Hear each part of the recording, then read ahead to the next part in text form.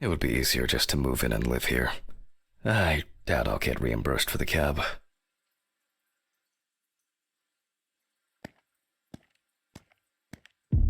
Huh? Damn. It's all good evening. Any news for me? About my car? You know, the flat tires? No. No, what? Have you checked the cameras? Anything? Handman, I cut my teeth working in prison. I know what to do. What? There were no strangers hanging around. Maybe you ran over something. What? All the tires? Quite possibly. You can congratulate yourself. Christ. You should try sleeping more. You've been kind of out of it lately. That's the first bit of sense you've made all evening. Good. The body is expected to be ready for pickup tonight, along with your lecture. What? What? No, what? You still pontificating? Best hurry, don't you think?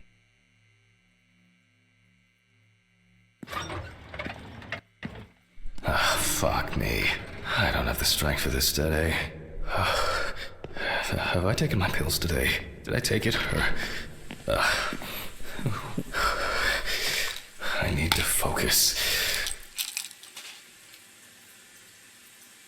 Fuck. I don't have much time.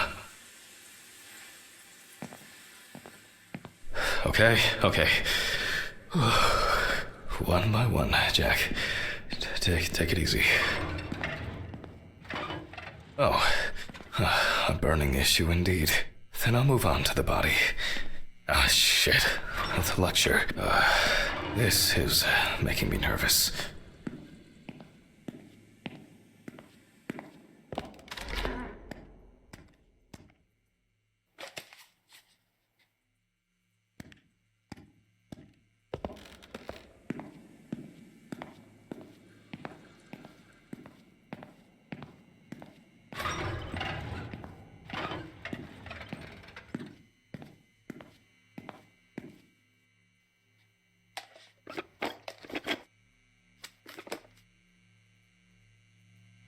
Oh, well.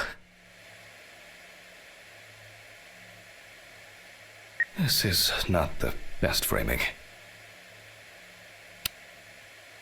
Hello, everyone. It's the 20... something of November 1991. Jack Hammond is conduct... Yes, you already know the drill. So, the body is on the slab. Let's see what the police uncovered first. So, the victim, the exact cause of the fire has not yet been determined. However, it is known that the fire started in the deceased's apartment, where the most damage was reported. The body was not found until the next morning. The tenant was naked, charred, and with severe burns. The owner of the apartment asked about the deceased. He was surprised anyone even lived there. The deceased was sitting in an armchair near the TV. Pieces of pornographic material, an ashtray, melted video cassettes, and several bottles of so-called poppers were found in the vicinity. It's difficult to assess whether any escape attempts were made. Firefighters indicated that it was probably the large quantity of poppers found near the deceased and rapid spread of the fire. Well, that's our basic question. Whether the death occurred as a result of fire, or whether he was dead before it.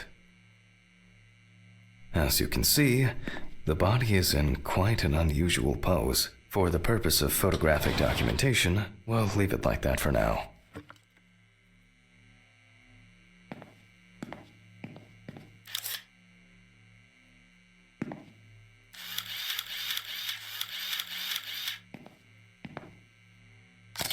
This position is called the pugilistic attitude. This is due to the influence of high temperature on the muscles.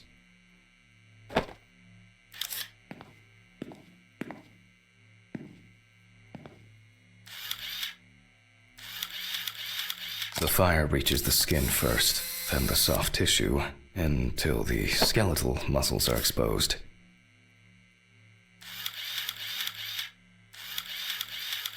Coagulation occurs in exposed muscles due to their fibers shrinking.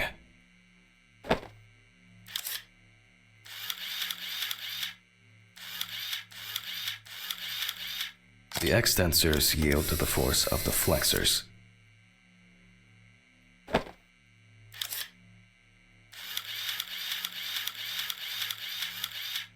The muscles contract and contract until the limbs become flexy and deformed.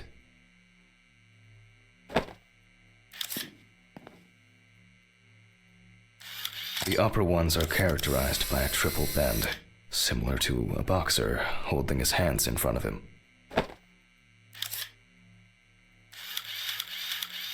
Just 10 minutes will do it. 10 minutes for the muscles and tendons to contract like a steak on the grill.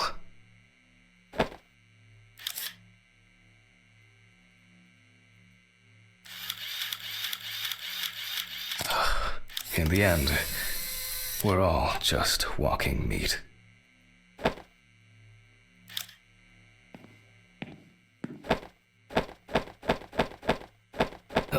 The deceased must now be straightened out, and we need to get rid of these bindings. He looks to have been tied up in the deceased's neck. That's better. It's easier to straighten him now. Without taking out the magnifying glass, we already know that the deceased's skin is heavily charred and cracked.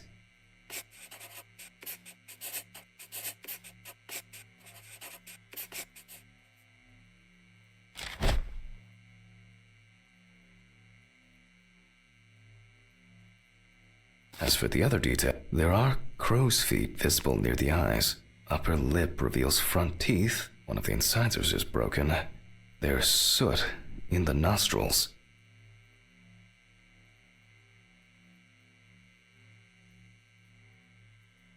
The rope around the neck wasn't very tight. I don't see it leaving a mark on the skin.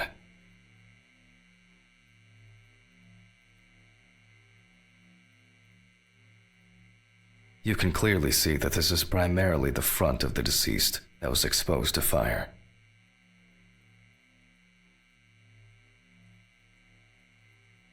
The victim sat in the chair the whole time, hence his back being in much better condition than this extremely burned area.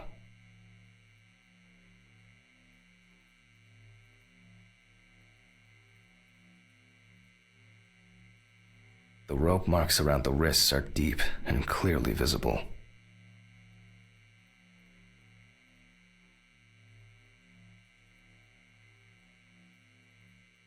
The rope at the man's ankles was tied much tighter and more precisely than the one around his wrists. Looks as if a large flap of skin had detached from the calf. All in all, quite a lot can be deduced from this external examination.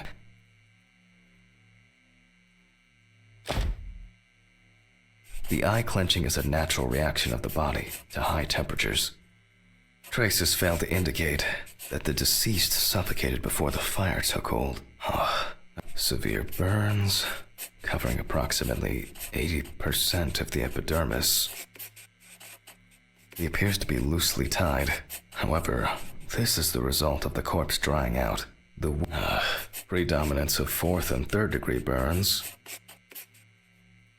The burns reach through the dermis and hypodermis to reach the muscles. The length of the rope was calculated, and appears that the deceased could make limited movements around the perineum.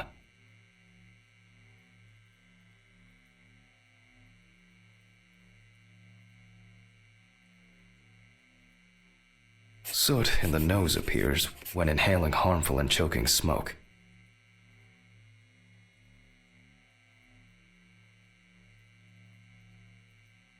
The tissue of the mouth was heavily burned as well.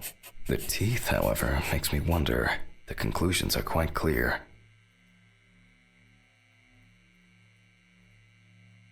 The extent of the thermal stresses on the body could have caused this death. It looks like the deceased was a fan of choking while masturbating. Deaths due to a predilection for asphyxophilia do occur, but not in this case. Burns to the genitals and groin are an additional concussive factor. This is due to the high vascularity and innervation of this area. Perhaps the deceased lost a tooth, attempting to bite through the rope. It may seem incidental, but for us it's a sign. that the deceased was most certainly conscious. Wounds on the wrists and ankles indicate that the deceased could have been struggling in panic. In this case, I don't assume that this was a delayed death. The mixture of fear, sexual arousal, and drugs could have caused a heart attack. We need to check the damage inhaling all that smoke has done to the respiratory tract. Due to the amount of charring, we are unable to collect the victim's fingerprints. Visual identification is also out of the question. You can probably guess what options we are left with. You guessed it, a dental impression. For this, I need impression trays and alkanate. Okay, it's going well. I should be able to get this done in time. Where are these trays? Towels, papers, jars? Nope, it's not anywhere on the counter.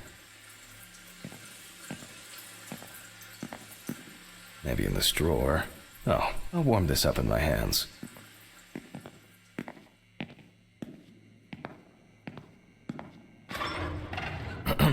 Okay, making an impression is quite simple. You put trays with alkanate into the mouth and press them together in one firm movement until you feel... Okay, again, we will need a piece of paper, a brush, and ink. We will make a plaster model of the deceased's teeth from the obtained impression. We will then make an impression of the mold on a piece of paper, which will be scanned into the computer.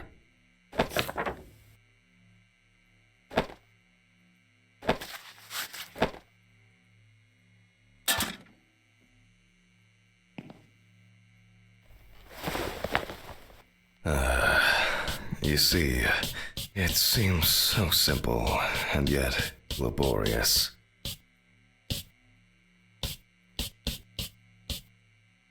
On the plus side, we don't have to worry about the gag reflex with the deceased, and no need to remind the subject to breathe either. At least he's saved the high costs of orthodontic treatment.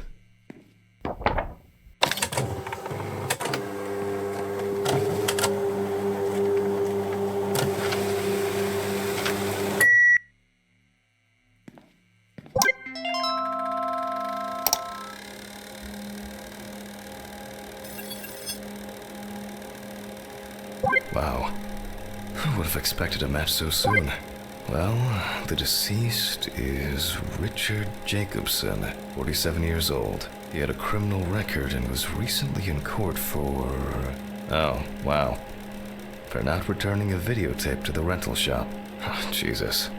I better check if I've still got that copy of... where were we? Okay, I'll add some details to the clipboard. Okay, and we can move on to dissecting the body. This time, I'll go straight for the loppers.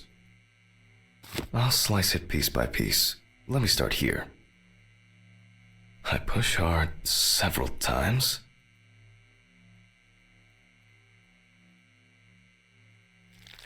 Until I cut a given section. You can see that using a scalpel would be pointless here.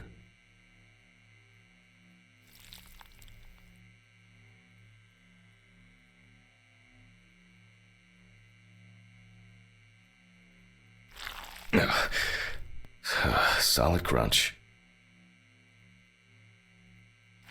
Almost there. Now we peel back the skin. Now to remove the ribs. And we can check out what's going on in here. And I see that a lot has happened. In fact, the entire abdominal cavity is flooded. Blood and other fluids have seeped from the blood vessels, flooding the abdomen and chest areas. We have to get rid of this. I'll go get a cup or a ladle.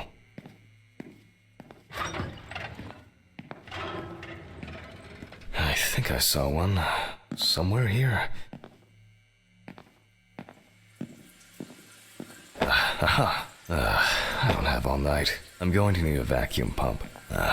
Great. The running around for everything starts again. Why can't things be tidied away properly in this damn mortuary? I'm gonna get Mr. Ridley. Mr. Ridley! I'll just go to the basement and check.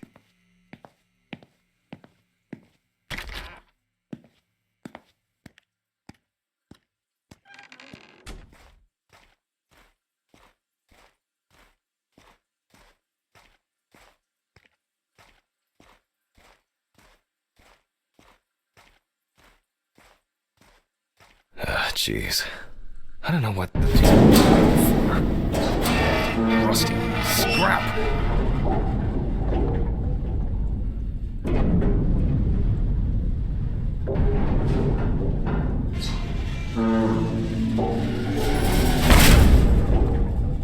God!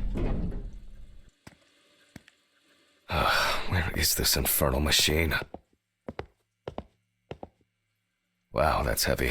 Can I fit through the door with this?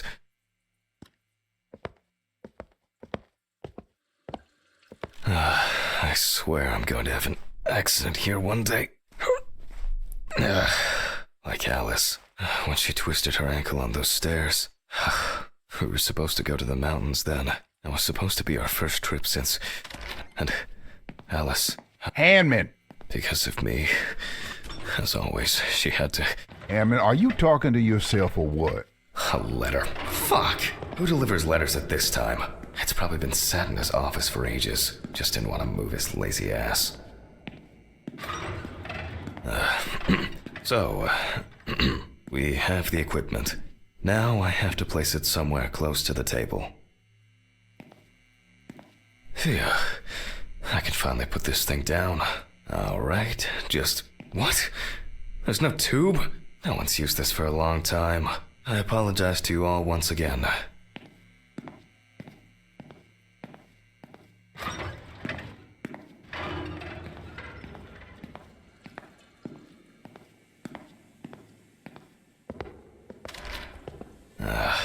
These lockers could contain everything we need.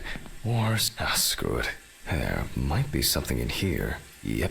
I'm sure I wrote the code down on a piece of paper.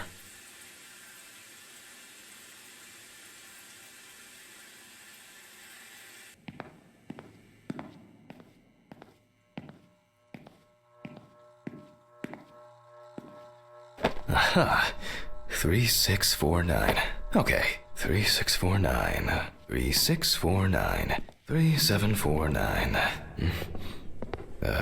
3794.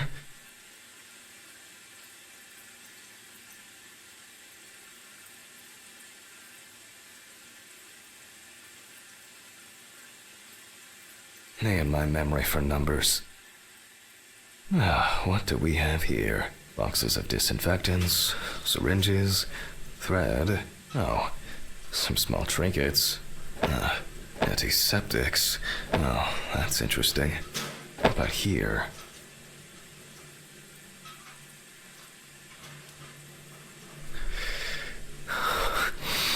I wanted to forget. Alice.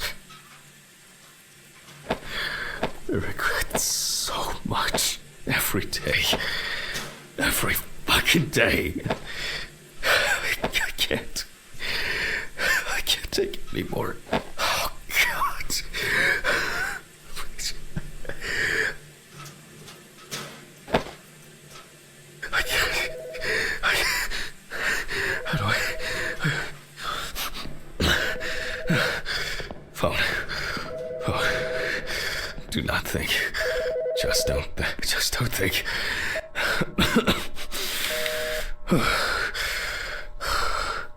Office of the Medical Examiner, Beatsville. Oh, Jack. I was hoping to catch you at work. Hi, Dorothy. How's it going? Good, thanks. And what about you? You sound tired.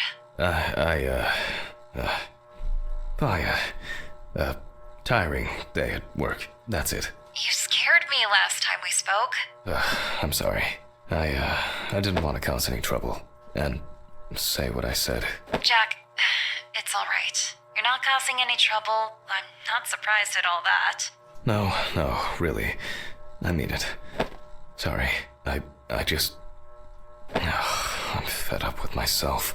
You should take care of yourself. Didn't you say you wanted to stay at home longer? To rest? You know I pick up the slack at work. No, I didn't. I can't. I don't want to be there. Well, why not consider taking a trip, Jack? Dorothy, please.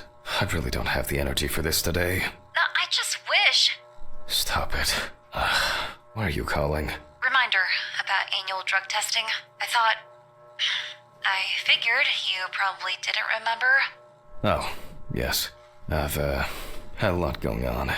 I, even forgot my own birthday. Leave your samples at reception on your way home. Someone will pick them up from Ridley in the morning. Probably Steven or someone else at the station. Sure. I'll try not to forget. Okay, well, Jack?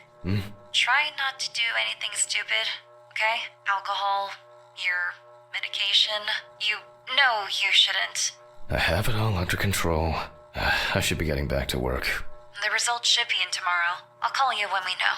Right. Thanks. Goodbye, Jack. Bye. Annual drug testing. I'll take care of it before I go home. I feel terrible. There's been a bit too much going on lately. I was supposed to collect the hose.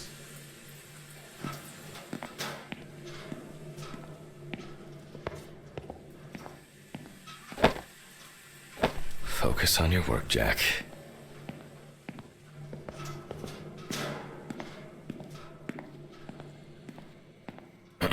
All right.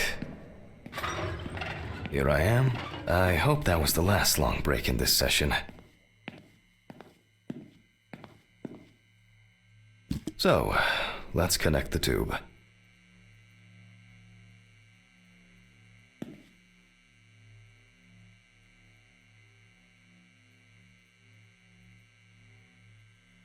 We turn on the machine.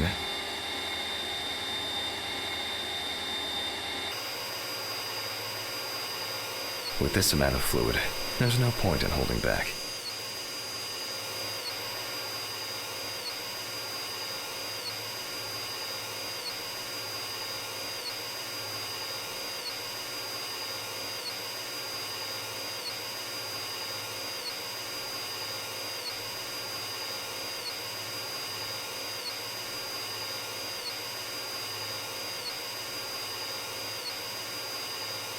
Still a few nooks and crannies left.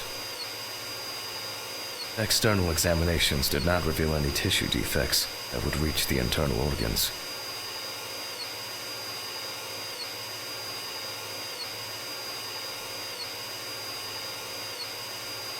So, I expect the organs to be intact.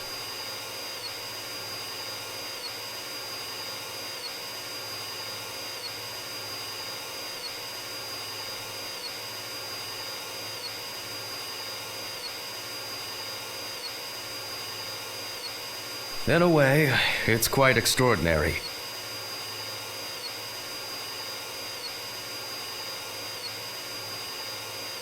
That even with such severe burn, the organs are all present and correct. A reddish-pink tint indicates high carboxyhemoglobin levels, the level of which I will determine from a sample of blood. I will be inserting needles into the heart and femoral artery. What interests me here is not the presence of this substance itself, but rather its percentage content in the sample. But first, I'll need the values for the centrifuge.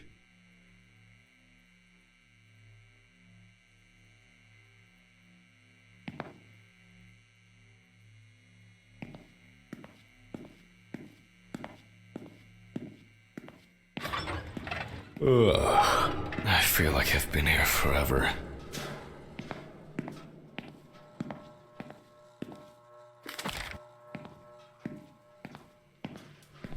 Jack, focus. Just a little bit longer.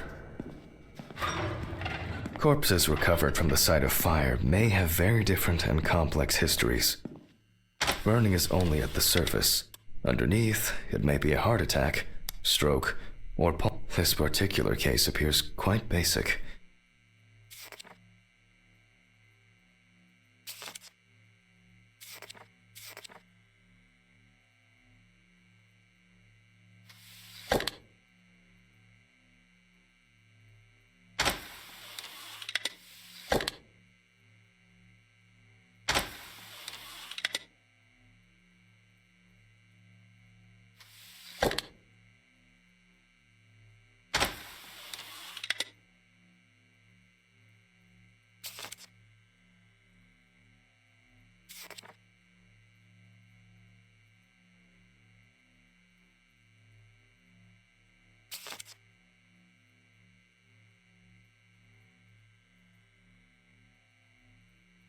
However, I would warn against making a diagnosis too hastily. A fire victim does not always mean death due to smoke inhalation.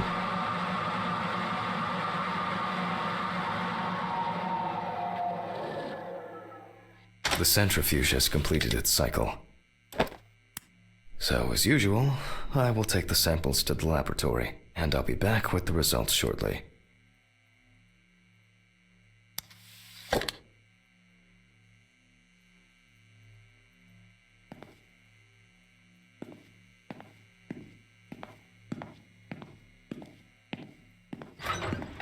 Ugh. What exactly was I supposed to test for? COHB. Ugh.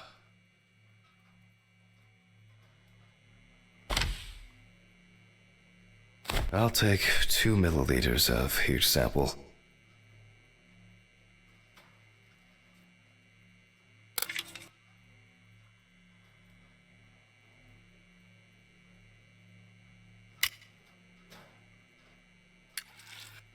Ugh.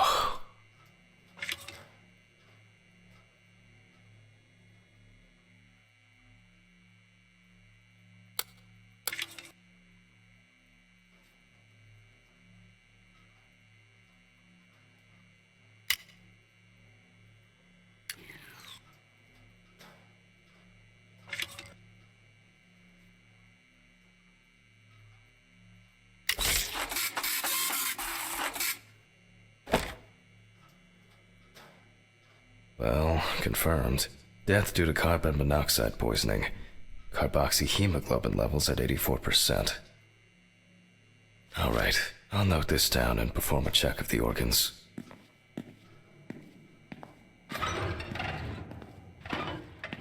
What? Where? Mr. Ridley?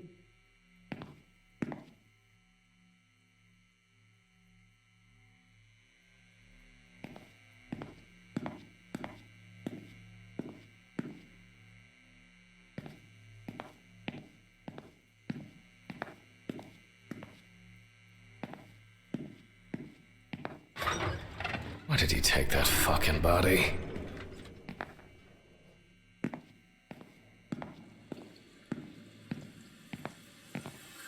I don't understand what's going on.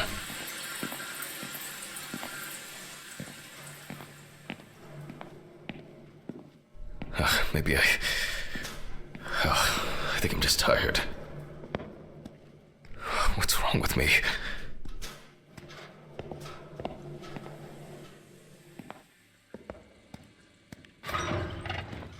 Why did you take the body? What body? Well, the body. You know, from the autopsy room? Christ, Hammond, I didn't take any of your bodies. So who took it? I have no idea what you're talking about. But I... Get back to work. It's late.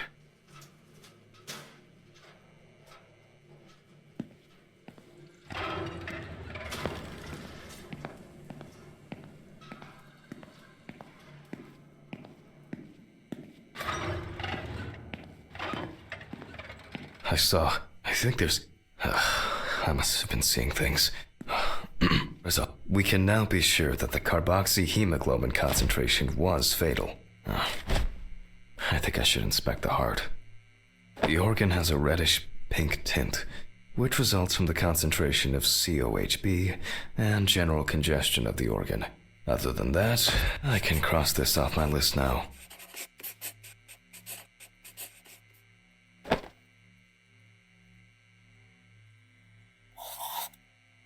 We will look at the lungs more carefully. From the outside, just like the heart, it is congested, and the color indicates poisoning. Thermal damage is visible here and there.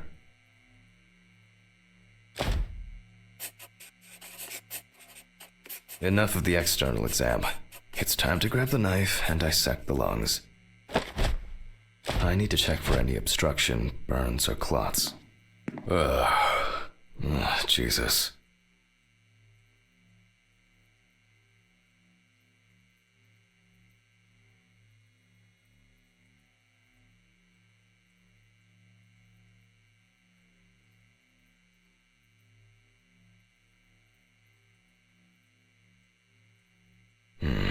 Alright. You can see changes in the lung parenchyma caused by burns and smoke inhalation. Nothing new here.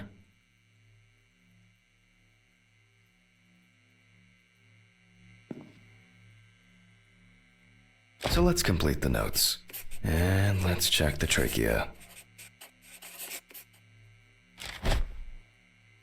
The color is the same as the rest of the organs. Significant congestion.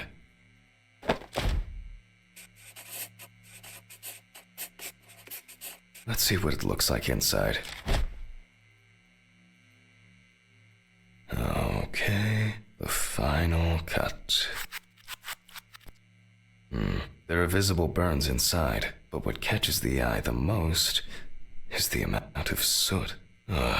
Looks like our subject was in the thick of the fire. Let's deal with the final notes, and we're ready to go.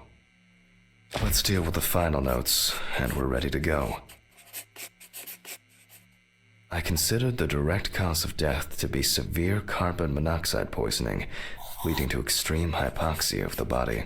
The extreme burns on the deceased's body and respiratory tract indicate that he must have been surrounded by fire.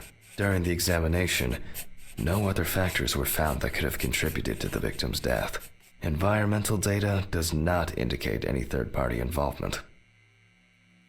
Just need to add my John Hancock and sew up the body. I'll close the body, trying not to damage what's left of the skin. As for stitching, well, it varies. It can be that the fire victims are in such a condition, so for this job, a thicker needle and heavy-duty thread. Well, everything's holding together. Well, after storing the body, there's nothing left for me to do. But thank you for your attention. All the best, and good night. Ugh, my God. What an exhausting day. I need to get these gloves off and call a taxi. I swear I'm about to pass out from exhaustion. Oh, fuck. Urine sample. Oh, no. Okay, quick. I think I have a container in the lab or office. Okay, this is it.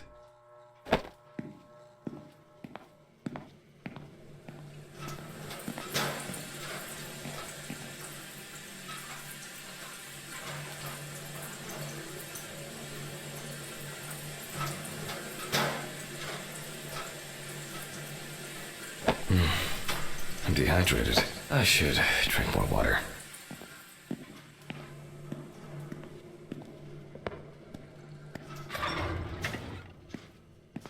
As expected, sleeping like a log. I'm jealous. Ugh.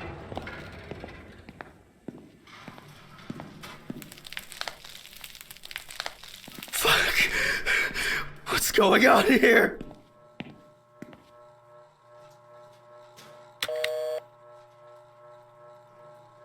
Hurricane Taxi, we will take you wherever the wind takes you. Hello. I would, like to order a taxi to 574 Presley Street. Okay, hun. All of our drivers are busy at the moment. Best I can do is within the next hour. An hour? Oh, no. Alright. Let it be. Can I take your name? Jack Hanman. Okay, thank you. Do you have our loyalty card? No. Would you like to set one up? For regular customers, we have discounts and extra... Would that make the taxi get here faster? Well... I thought so. Thank you. Goodbye. This is already giving me a headache. Jesus, what now? Yes, how can I help you? Jack, why did you do that? Why did you do that? Why did you do that? Oh my God! What was that? What the fuck?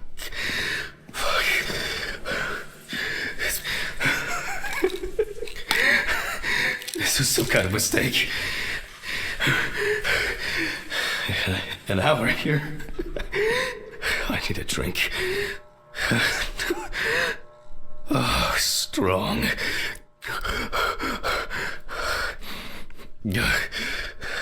Everything's spinning.